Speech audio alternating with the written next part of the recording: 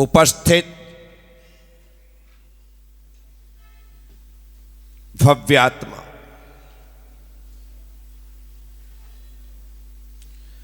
आचार्य शुभचंद्र स्वामी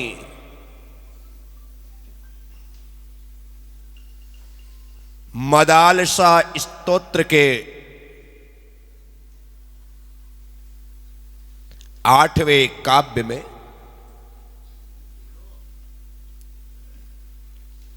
मां मदालसा के मुख से अपने नौनिहाल बेटे को, जो कि इस समय पालने में है, उसे आध्यात्मिक लोरी सुनाते हुए मां मदालसा कहती है, चैतन्य रूपो सि विमुक्त भावो भावा विकर्मासि समग्र वेदी ध्याय प्रकामं परमात्म रूपम मदालसा वाक्यमुपाश्वपुत्र।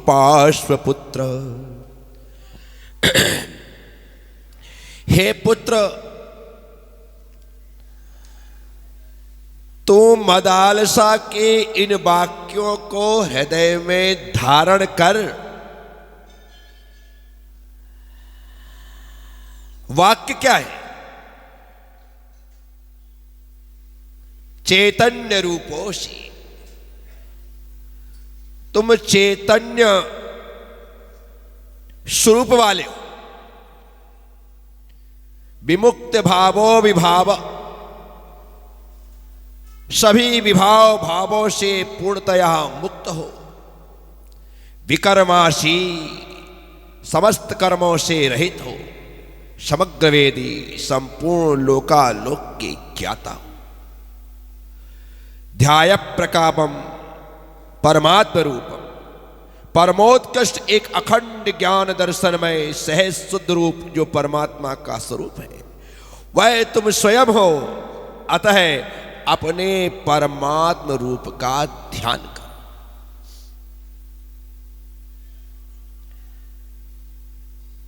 2, 4, 6 महीने का बच्चा, उससे कहा जा रहा है तुम ध्यान करो। जिसके बाप को ध्यान करना नहीं आता, मां उस बच्चे से कह रही है तुम ध्यान करो। हमें अभी ध्यान सी एक माला जपनी नहीं आती, और मां मदालसा छोटे से बच्चे से कह रही है तुम परमात्मा स्वरूप का ध्यान करो। है ना आश्चर्य का कारी लोरी? आश्चर्य की बात कि इतने से बच्चे को, जिसके भीतर अभी किसी प्रकार का बोध नहीं है, जो हमारे संबोधन को समझ नहीं सकता है, उस बच्चे से कहा जा रहा है तो ध्यान कर। अभी तक आज 8वां दिन है इस मदालसा स्तोत्र पर बोलने का। आज मैं आपसे कह रहा हूं, वो मदालसा अपने बच्चे को बच्चा नहीं मान रही है। अपने बच्चे को बच्चा नहीं मान रही, या फिर मां जसोदा की तरह मां मदालसा को अपने बेटे के मुखमंडल में ब्रह्मांड के दर्शन हो गए होंगे,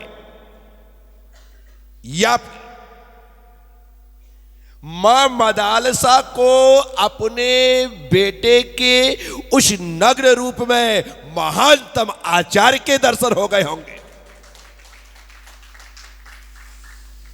कुछ ना कुछ तो मां मदालसा की आंखों ने उस बेटे में देखा होगा।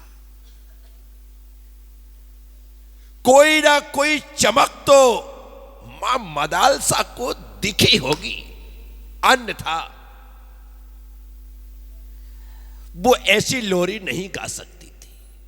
वो भी हमारी तरह लोरी गाती, चंदा मामा दूर के, पुड़ी पकाएं पूर के, आप खाएं थाली में, बच्चे को दे प्याली में, ऐसी गाती। लेकिन मां मदालसा कह रही है तू अपने परमात्म रूप का ध्यान कर।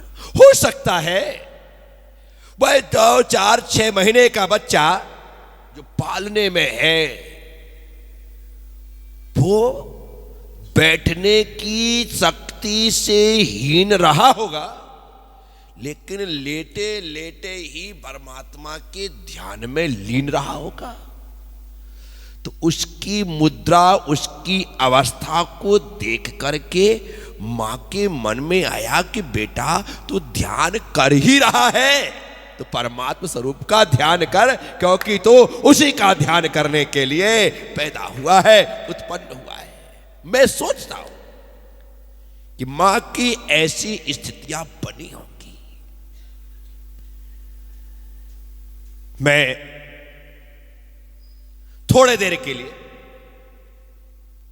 आपको छोटा सा बच्चा मान लेता और मैं स्वयं अपने आप को मां मदालसा मान लेता हूं। मानने में कोई तकलीफ थोड़ी है। गणित के जितने भी सवाल हल होते हैं उसमें पहला किया जाता है माना की। क्या जो नहीं होता उसको मान लिया जाता है, और मान लिया जाता है तो हल हो जाता है। बंद करो। माना कि आपने जैसे ही कुछ माना कि सवाल का हल हो जाता है। अब देखो, एक संत का एक नगर में आगमन हुआ, सारे लोग दर्शन के लिए पहुंचे। 3 बेटे भी उनके दर्शन के लिए पहुंचे, जो इस समय पिता की मृत्यु के बाद जटिल समस्या से घिरे हुए थे। जब सारे लोग दर्शन करके चले गए तो उन लोगों ने एकांत देख करके एक साथ प्रणाम किया, कहा कि गुरुदेव बड़ी भारी समस्या है। क्या समस्या है? बोले समस्या यह है कि हमारे पिताजी मृत्यु से पहले हमारा सारा बंटवारा करके चले गए। बोले ये तो बहुत अच्छा हुआ बेटा, नहीं करके जाते तो समस्या होगी, बंटवारा करके चले गए, इससे अच्छी बात क्या। पर वो बंटवारा ऐसा करके गए हैं कि वो समस्या बन गई। बोले क्या हो गया? बोले बात इतनी ही है कि हमारे पिताजी के पास 3 मकान थे, तीनों को एक एक दे दिया। बोले बहुत अच्छा बेटा। बोले 3 दुकानें थी, तीनों को एक दे दी। बोले बहुत अच्छा बेटा, इसमें समस्या वाली बात क्या? और गुरुदेव कुल मिलाकर के 90 एकड़ जमीन थी, तीनों को 30-30 एकड़ जमीन दे दी। बोले ये तो और अच्छा हुआ। बोले गुरुदेव ये तो अच्छा हुआ, हम तीनों की उन्होंने शादी भी कर दी। बोले बहुत अच्छा हुआ, सोना चांदी जितना था बराबर बराबर बांट दिया। बोले बेटा सब कुछ अच्छा करके गए, फिर समस्या क्या है? बोले सुनो तो सही बताते हैं। ये सब कुछ अच्छा हो गया। बोले गुरुदेव हमारे पिताजी के पास 11 गाय थी। कितनी? 11 गाय थी। अब 11 गाय थी और उनको तीनों में बांटना था। हमारे पिताजी ने कहा कि बड़े बेटे को 1/2 गाय, आधी गाय बड़े बेटे को, जो छोटा बेटा है दूसरे नंबर का उसको 1/4 गाय, और जो उससे छोटा बेटा है उसको 1/6 गाय, ऐसी देती जाए। बोले ऐसा लिख करके सब कुछ बांट करके गए और गायों के बारे में लिख करके गए। अब समस्या ये है कि हम 1/2, 1/4, 1/6 कैसे करें? 1/2 करता हूं तो 5.5 गाय मेरे में आती है। 1/4 करते हैं तो 3.25 गाय इसके हिस्से में आती है, और 1/6 करते हैं तो 2.25 गाय इसके हिस्से में आती है। हम बड़ी समस्या में हैं, करें तो करें क्या? 5.5, 3.25, 2 गाय ले तो ले कैसे? गुरुदेव आप समस्या का समाधान कर दो। संत ने कहा कि घर जाओ, जाकर जाओ, तुम्हारा घर कहाँ है मुझे बता दो, मैं आता हूं, वहीं पर समाधान करेंगे। बेसारे के सारे लोग घर चले गए। संत के पास खुद की गाय थी। संत अपनी गाय को लेकर के गए, अपनी गाय को लेकर के गए। वहां पर बोले कहां तुम्हारी गाय? बोले चलो मेरी गाय भी ले लो, थोड़ी देर के लिए मेरी गाय भी। क्या कहा? थोड़ी देर के लिए मेरी गाय भी। थोड़ी देर के लिए संत ने अपनी गाय दे दी। बोले कितनी हो गई? बोले 12। क्या बोला पिताजी ने? मुझे 1 बटा 2। कितनी हुई? ले जा, 6 लेकर तू जा। 6 लेकर के उसको अपने सामने भेज दिया, चला गया। अब बची गाय। बोले तुझसे क्या कहा था? बोले 1 बटा 4। कितनी है तेरी? बोले 3। 3 ले, निकल। वो 3 लेकर के चला गया। अब बोले तेरी कितनी थी? बोले 1 बटा 6। कितनी पड़ी थी? 1.25। अब कितनी मिलेंगी? 2। तू 2 ले और निकल ली। वो 2 लेकर के निकल गया और संत अपनी गाय लेकर के आ गया वापस। समझ में आया? आया नहीं आया? गाय कितनी थी? संत ने क्या मिलाया? कितनी हो गई? सबको कितना मिला? कम मिला कि ज्यादा? कम मिला कि ज्यादा? बराबर ही ज्यादा मिला। 5.5 वाले को 6 मिला, 5.5 वाले को, 5.5 वाले को, 3.25 वाले को, 2.25 वाले को। संत का क्या गया? क्या गया? कुछ गया क्या? मिला सबको ज्यादा। बाप के हिसाब से बांटते तो एक गाय को मरना पड़ता, एक गाय को मरना पड़ता। और संत के हिसाब से बांटा तो गाय भी नहीं मरी और सबको ज्यादा मिल गया। मैं आप सबसे कहता हूं, जिंदगी में कभी कोई बड़ी भारी समस्या तुम्हारे सामने आकर के खड़ी हो जाए तो संत के पास जाकर के उनकी ज्ञान की गाय लाना। उनकी बोलो, क्या तुम्हारे मुख में जवान नहीं है? हाँ तो बोलना सीखो, कम से कम गले में खराश खत्म होगी। क्या लाना? ज्ञान की गाय लेकर के आना और अपनी अज्ञान की गायों में ज्ञान की गाय मिला देना। क्या करना? मिला देना।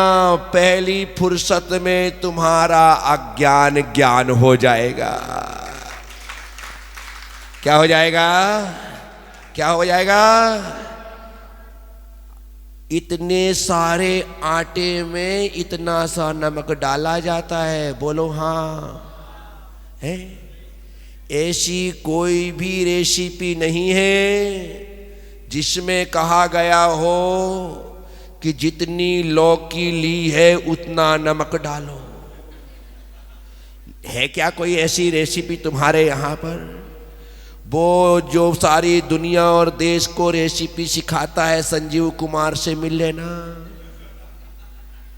वो भी सब कुछ बताने के बाद कहता है नमक स्वादानुसार। क्या कहता है? बोला करो भाई। यही बोलता है ना। कितने भी लोग लिखने वाले हों, मिर्ची का, धनिया का, जीरे का, सबका अनुपात बताते हैं। 1 चम्मच, आधी चम्मच, 1.25 चम्मच, 2 चम्मच, सब बता रहे हैं। लेकिन नमक का कोई नहीं बताता, क्योंकि कोई ज़्यादा खारा खाता है, कोई फीका खाता है, कोई मीडियम खाता है। सब प्रकार के लोग हैं। तो क्या कह दिया? कह दिया ना तो कि तुमने सारा माल मसाला तैयार कर रखा है, बस उसमें कमी है तो नमक की। किसकी? किसकी? और कितना भी अच्छा तुम भोजन बनाओ और नमक ना हो तो उस भोजन को फीका कहा जाता है। क्या कहा जाता है? बोला करो, जोर से बोला करो। मैं ऊंचा सुनता हूं। क्या? सिर्फ नमक ना होने से फीका। अब बताओ, अरे मीठा ना डला हो और चाय फीकी हो समझ में आता है, लेकिन नमक नहीं डला है और भोजन फीका है। इसका मतलब है नमक लगता तो खारा है लेकिन है मीठा। क्या है? क्या है? यदि मीठा नहीं होता तो उसके बिना भोजन फीका नहीं होता, उसके बिना भोजन। इसका मतलब तो आपको मानना पड़ेगा कि नमक कैसा है? कैसा है? मीठा है। कैसा है? मीठा है। उसके बिना भोजन फीका होता है और वो डल जाता है तो तबीयत खुश हो जाती है। इसलिए गुजराती लोग बड़े समझदार हैं दुनिया में। उन लोगों ने नमक को मीठो कहा। क्या कहा? तुम लोग हो बेवकूफ जो भोजन को मीठा बनाने वाले नमक को खारा कह रहे हो। क्या कह रहे हो? खारा कह रहे हो। लेकिन गुजरातियों ने तो मीठो कहा। क्या कहा? मीठो कहा। कमाल के लोग हैं भाई, जिन्होंने हकीकत में जो जैसा काम करता है उसे उस संज्ञा से नवाजा है, वे गुजराती लोग हैं। उन्होंने नमक को वैसा कह दिया। तो मैं आपसे कह रहा हूं, नमक को स्वादानुसार कैसा लेना है? कैसा लेना है? मेरा ज्ञान तुम्हारे अज्ञान में उतना मिलाना जिससे कि तुम्हारा अज्ञान ज्ञान रूप में परिणत हो जाए। किस रूप में परिणत हो जाए? ज्ञान रूप में परिणत। कपड़े धोते समय साबुन सोडा का पूरा उपयोग किया जाता है, लेकिन नील या टिनोपाल या आला उतना ही डाला जाता है जितना उसे डालना चाहिए, जितना उसे। बस ये जो मेरे प्रवचनों का ज्ञान का नील टिनोपाल या आला है, आपके सिर्फ ज्ञान में थोड़ा सा भी आ जाए ना तो तुम्हारी बुद्धि सुधर जाए, मेरी गारंटी है।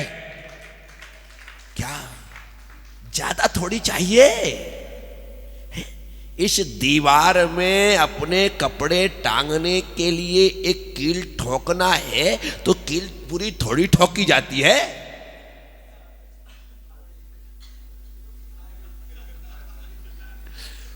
समझ रहे ना आप सब? इतनी सी ठुकेगी। कितनी? 10-15% ही ठोक दो और आप इत्मीनान से अपनी जीन्स टांग दो, अपनी टी शर्ट टांग दो, अपनी शर्ट टांग दो, जो टांगना है वो टांग दो, हो सके तो बेल्ट भी लटका दो, सब स्वीकार कर लेगी। कितनी गई है? इतनी सी। बस तुम्हारी बुद्धि बहुत अच्छी है। कैसी है? कैसी है? बहुत अच्छी है। परंतु यदि उसमें गुरु की थोड़ी सी सद्बुद्धि का समावेश हो जाए तो फिर कहना ही क्या है, सब कुछ परिवर्तित हो जाए। मैं आप सबसे कहता हूं, गुरुजन सिर्फ इसलिए हमारे पास, हमारे समाज में आते हैं ताकि आपके भोजन को स्वादिष्ट बनाया जा सके। आपके भोजन को। और भोजन है क्या? ये जिंदगी। क्या है? लोगों की, हमारी खुद की व्यक्तिगत रूप से जो जिंदगी है वह खूबसूरत होनी चाहिए, वह स्वादिष्ट होना चाहिए, वह मधुरता से भरी होना चाहिए, वह मिष्टता से युक्त होना चाहिए। जब वह जिंदगी वैसी हो जाए तो जिंदगी का मजा है। अभी तो कोई कहीं से चखता है तो खारी लगती है, कोई कहीं से चखता है तो कड़वी लगती है। हमारी जिंदगी में विषाक्तता है। अपने भीतर से काम, क्रोध, मान, माया, मोह जैसे विकारों को निकाल फेंकना है। कुछ लोग रंग से, रूप से, हाइट से, साइट से, कद से, काठी से, रुपए से, पैसे से, धन से, दौलत से, मकान से, दुकान से बहुत अच्छे होते हैं, लेकिन व्यवहार से बहुत बुरे होते हैं। व्यवहार से सब में अच्छे और व्यवहार में बुरे, तो वो सारी अच्छाइयां एक तरफ और एक बुराई। क्या काम की तुम्हारी बड़ी दुकान, तुम्हारे व्यवहार के कारण कोई चढ़ने को राजी नहीं है। वो अच्छा है जो फुटपाथ पर दुकान लगा करके बैठा है। अभी मैं लाल मंदिर में रुका था, आहार के लिए वहां जाता था, रास्ते में कोने में एक दुकान का नाम मैंने पढ़ा, टेंशन फ्री चाय।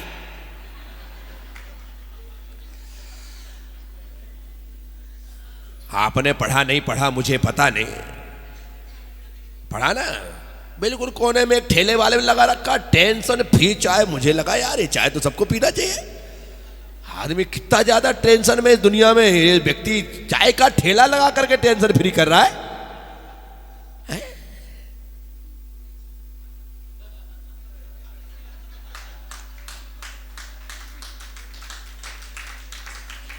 साथियों, आपसे कह रहा हूं, सबसे कह रहा हूं, अपने व्यवहार में कोई कमी दिखाई दे रही है तो दूसरा नहीं सुधारेगा, खुद को सुधार करना है।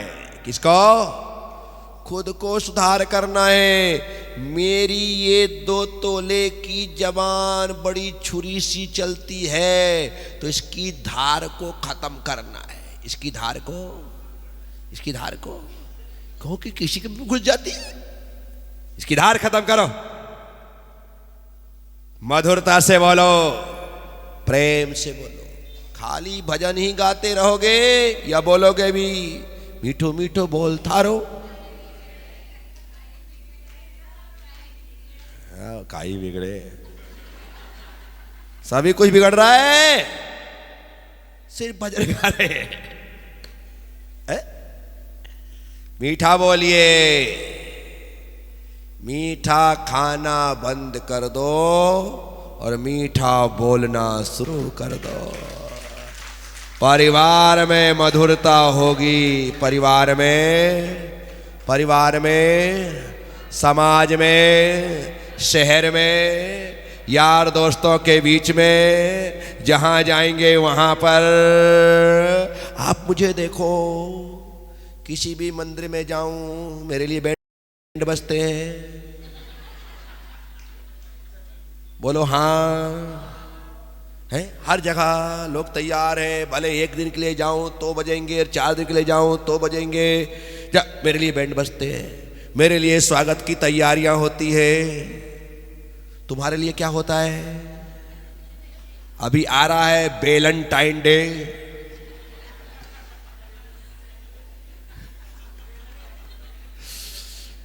क्या रहा है?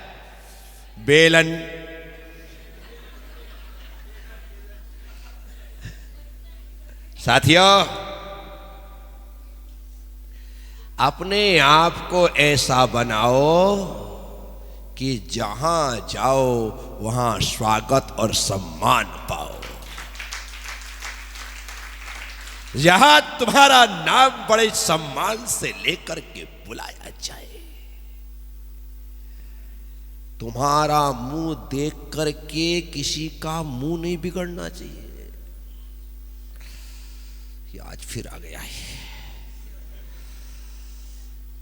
अरे क्या हो गया? ऐसा क्यों हुआ? तुम्हारे अपने व्यवहार की। और यदि तुम एक दिन ना पहुंचो तो दूसरे दिन गुरुदेव के साथ साथ 4, 8, 10 लोग पूछे कि भाई कल दिखाई नहीं दिए, कहां थे? वाह, समझना, तुम्हारे नहीं होने पर तुम्हारी कमी खलती है। इसलिए लोग आने के बाद बार बार पूछते हैं, सब पूछते हैं। तो अपनी कमी महसूस करवाओ। मुख में 32 दांत है, सबके हों कोई जरूरी नहीं है। हो सकता है मारा पीटी में टूट गए हों, पर सबके मुख में 32 30, 28, 26, 24 दांत तो अंदर है। अभी एक दांत टूट जाए ना, एक दांत टूट जाए तो 24 घंटे जवान बोलो वही जाती है। और दिमाग दिल एक ही बात कहते हैं, दांत दांत दांत दांत टूट गया, एक ही बात कहते हैं। कौन कौन? दोनों क्या कह रहे हैं? दांत टूट गया। इसको कहते हैं नहीं होने पर कमी का खलना। नहीं होने पर, नहीं होने पर 24 घंटे याद आओ तो समझना तुम बिल्कुल सही तरीके से अपनी जिंदगी जी रहे हो। और तुम्हारे घर से बाहर जाने के बाद पत्नी गहरी चलो 6-8 घंटे शांति, तो समझना तुम्हें जीना।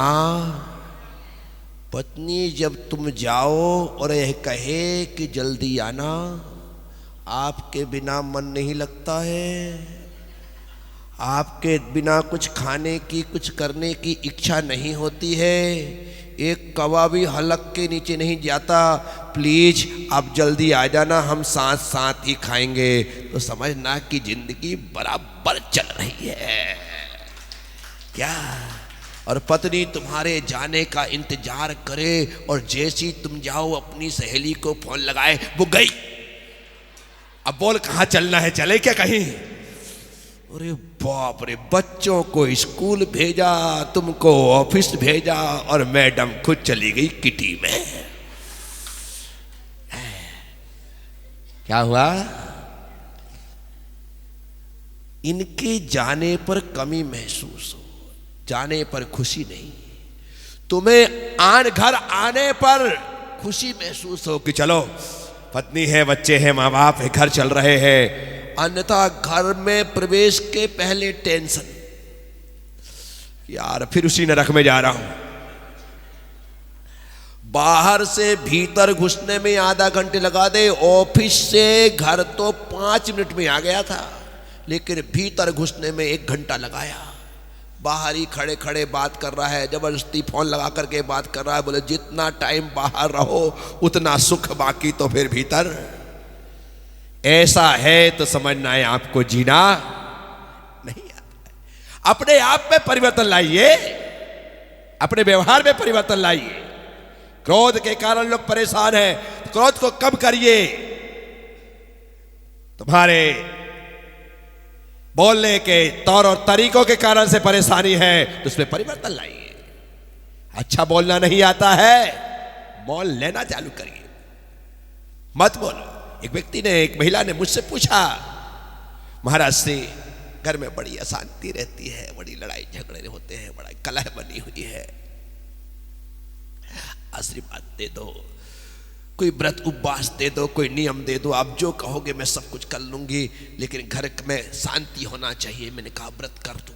बोले महाराज जी आप फटाफट दे दो, जो भी व्रत कहोगे मैं कर। मैंने कहा आज से तेरा मौन व्रत चालू, आज से तेरा। महाराज जी वो नहीं हो सकता, तो मैंने कहा शांति भी नहीं हो सकती।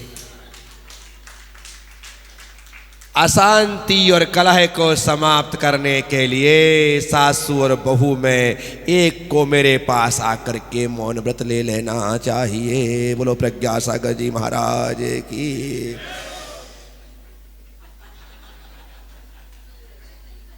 क्या करना है?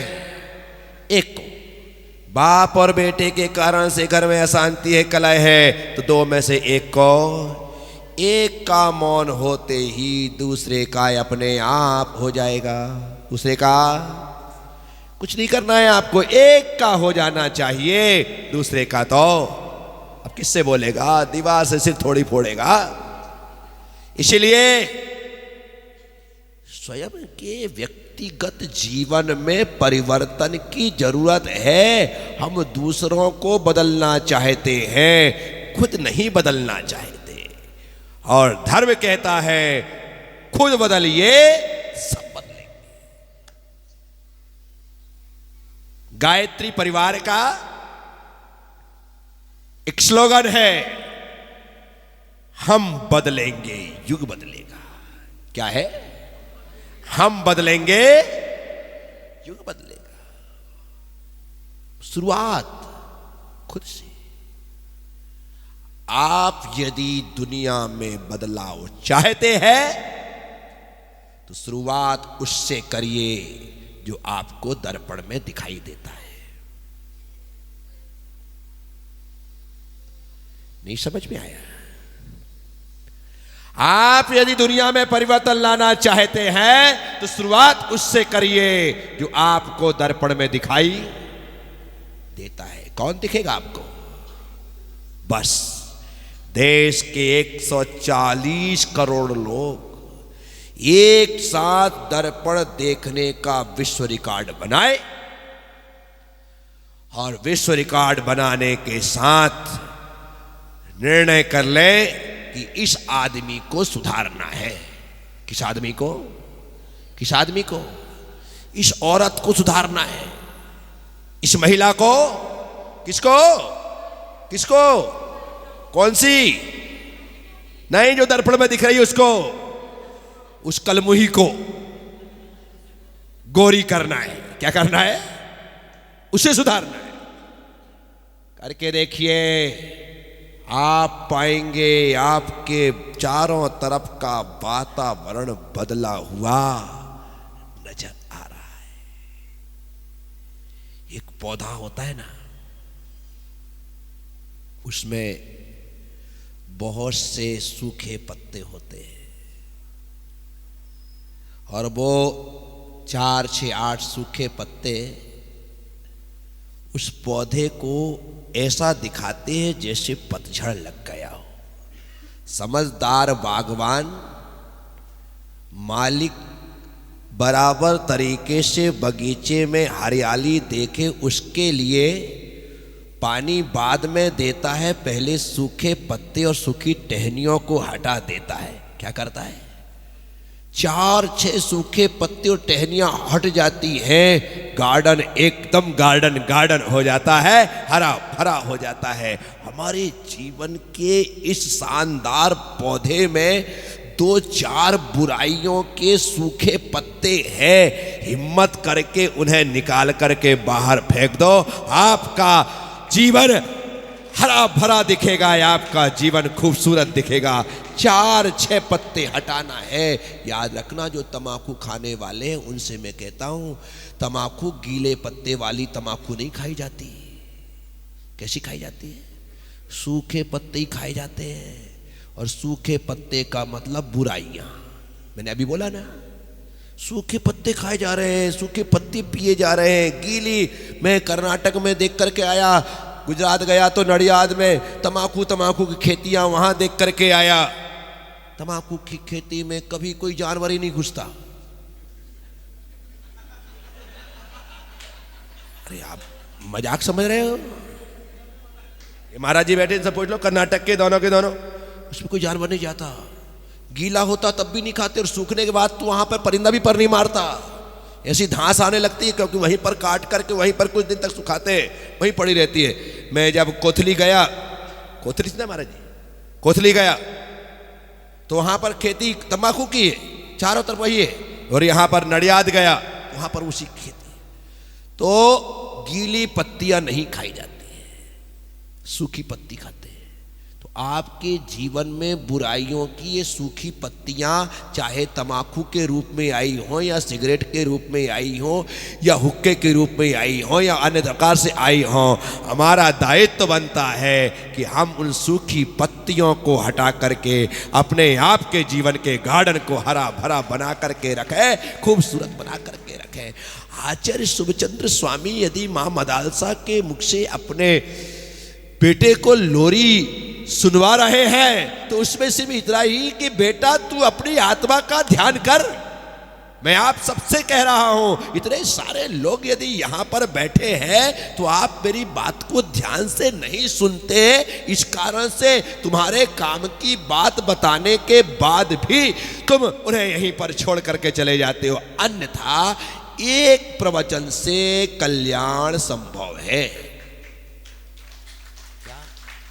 रोज रोज बोलने की जरूरत थोड़ी है। जिसे अपनी आत्मा का कल्याण करना है, एक प्रवचन बहुत हो गया। एक प्रवचन की एक लाइन बहुत हो गई, उससे काम हो जाने वाला है। इसीलिए मैं आप सबसे कहता हूं, ध्यान से सुनो। जो कुछ मैं सुनाता हूं वो सिर्फ तुम्हारे लिए ही सुनाता हूं। तुम्हें मत सोचना कि ये बात दूसरे के लिए है। हर बात तुम्हारे लिए है। हर बात तुम्हारे लिए है। बाहर की यदि ये कोई बुराइयां नहीं है तो भीतर की होंगी। उन्हें हटाओ, हटाना तो पड़ेगा। साथियों, मां मदालसा कह रही है, बेटा तू परमात्म रूप का ध्यान कर।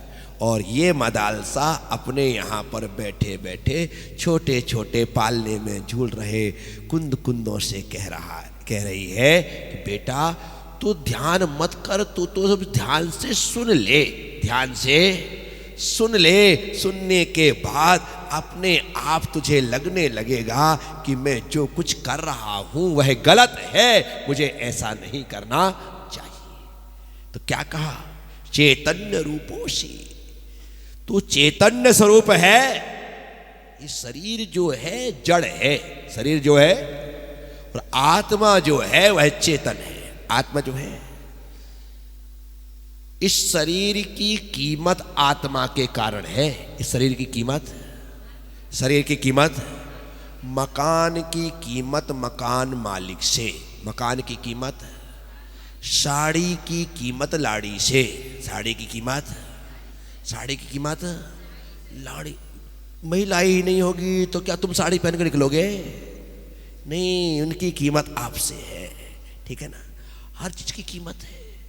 तो मैं आपसे कह रहा हूं, इस शरीर की जो कीमत है ना आत्मा से, जिस दिन आत्मा निकल जाएगी ये उसी दिन 2 घंटे में जला दिया जाएगा। क्या? उसी दिन। चलो भाई, कमाल हो गया। तो जो कीमती है उसकी कीमत कब समझोगे? जो मिट्टी है तुम उसकी कीमत समझ रहे हो। लीपा पोती बराबर चल रही है। मैं शरीर के लिए हमेशा कहता हूं कि गोबर में कितना भी चांदी का वर्क लगा लो वह केक नहीं बन सकता। वह केक नहीं। तुम बढ़िया शानदार भैंस ने अभी ताजा ताजा गर्मा गर्म गोबर दिया है, उसके ऊपर सिर्फ चांदी का वर्क लगा करके शाम को अपने बच्चे से कहना, चल बेटा हैप्पी बर्थडे टू यू। क्या होगा? नहीं हो सकता ना। बस ये उदाहरण समझना, इससे अच्छा और इससे ज्यादा समझाने वाला उदाहरण नहीं दिया जा सकता है।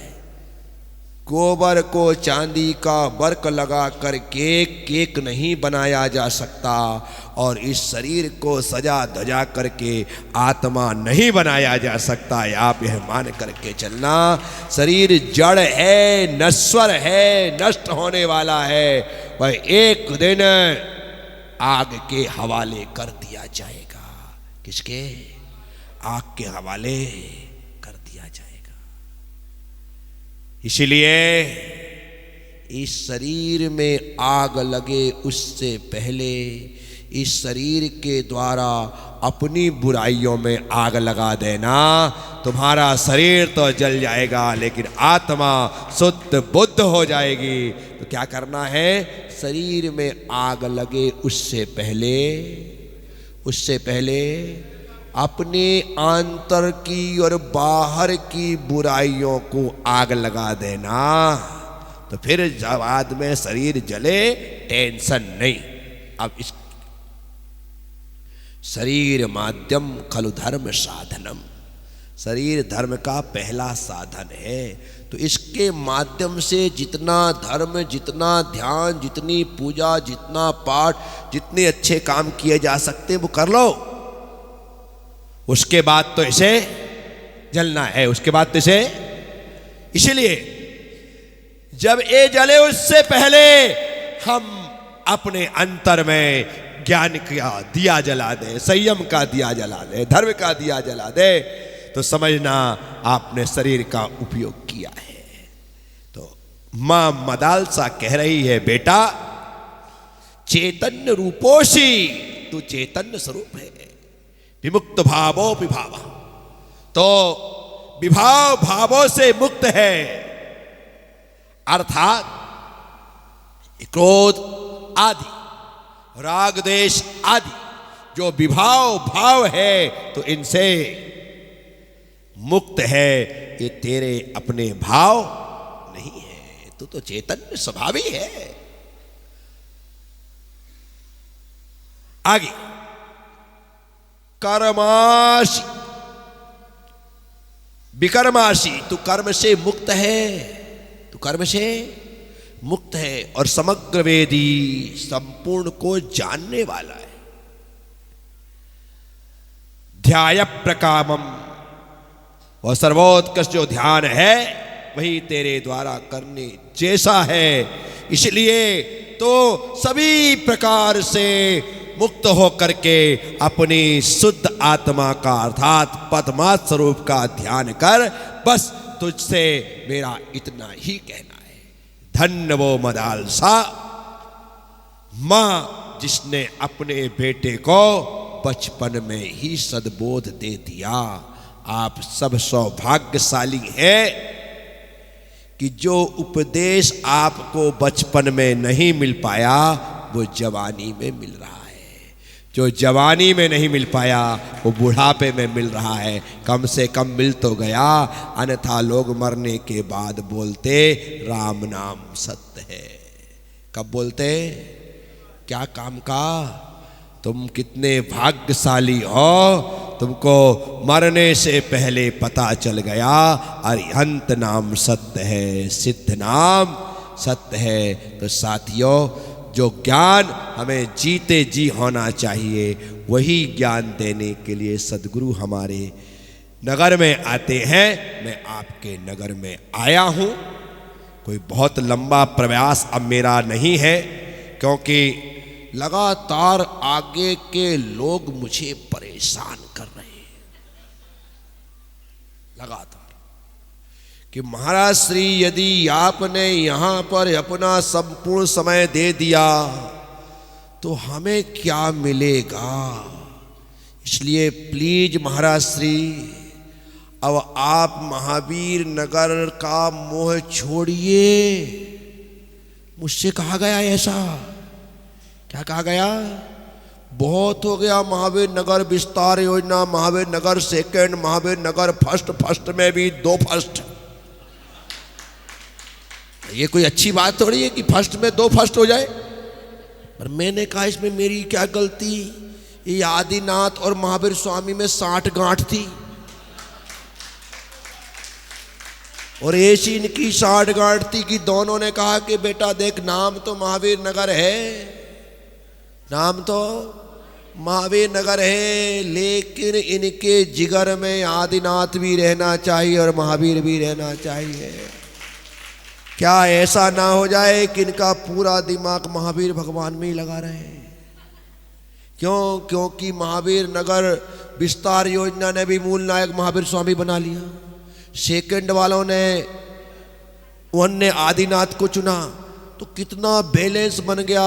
2 आदिनाथ और 2 महावीर स्वामी, ऐसे महावीर नगर में ये भगवान विराजमान हो गए। और व्यवस्थित तरीके से आदिनाथ से प्रारंभ होकर महावीर स्वामी तक और महावीर स्वामी से लेकर आदिनाथ तक महावीर नगर में 24 भगवान की कृपा बरसने लगी। ठीक है ना? तो आप हम सब लोग यहां पर जिस भाव से उपस्थित हुए हैं, बस एक ही बात याद रखना, मेरी ज्ञान की गाय आपके साथ जानी। वीरेंद्र जी, विजेंद्र ना कि वीरेंद्र, रविंद्र जी, एक मेरी ज्ञान की गाय दिल्ली भी ले जा लेना। बड़ी काम लगेगी, ऑफिस में भी काम करती है वो, क्या फैक्ट्री में भी काम करती है, दुकान में भी काम करती है, घर में भी काम करती है। मेरी बहुत अच्छी गाय है, सही में काम धेनुए। अब जहां ले जाकर के इसे विराजमान कर दोगे वो आपके लिए मंगल ही मंगल करने वाली है। तो आप सब जगह लेकर के जाओ। मैं अपनी गाय सबको देने को तैयार हूं, क्योंकि मुझे मालूम है तुम ले जाओगे तो भी मेरी गाय मेरे साथ वापिस आ जाएगी। उस साधु की आई कि नहीं आई? कितना भी तुम ले लो तुमको बढ़ के मिलेगा और मेरा कुछ भी नहीं जाएगा। आप सब ने सुना है, अनुग्रहित हूं। ओम नमः, सबसे क्षमा, सबको क्षमा। जय गुरुदेव, जय